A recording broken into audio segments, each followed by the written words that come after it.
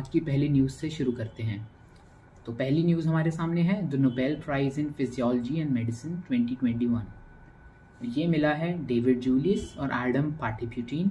इन दोनों को ये प्राइज़ इसलिए मिला है क्योंकि इन्होंने डिस्कवरी करी है रिसेप्टर्स की जो टेम्परेचर और टच की सेंसेशन हमारे ब्रेन तक पहुंचाते हैं।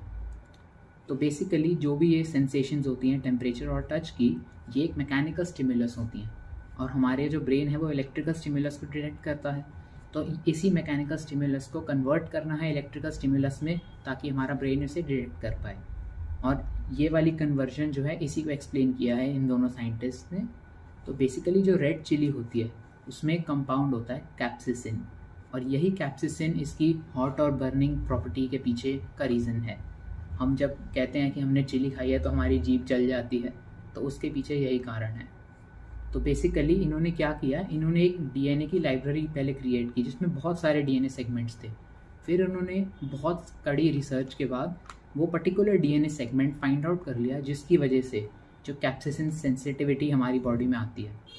तो उसके लिए इनको फिर बाद में पता चला कि वही वाला जो डीएनए सेगमेंट है वो किसी प्रोटीन रिसेप्टर के लिए काम कोड करता है, ऊपर किसी प्रोटीन के लिए कोड करता है।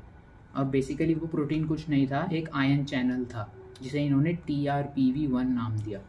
तो TRPV1 क्लोज रहता है और एक पर्टिकुलर टेम्परेचर रेंज जो कि यहाँ पे 43 डिग्री सेल्सियस है उस पर ओपन हो जाता है और स्टिमुलस आगे भेजता है।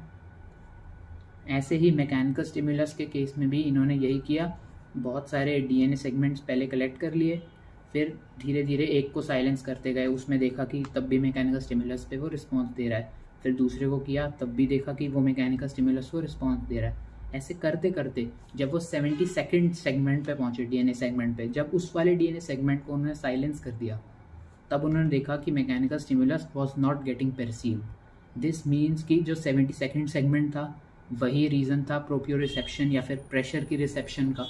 तो बेसिकली उन्हें पता चला कि वही 72nd वाला जीन जो है वो मैकेनिकल स्टिमुलस को डिटेक्ट करने में हेल्प कर रहा है।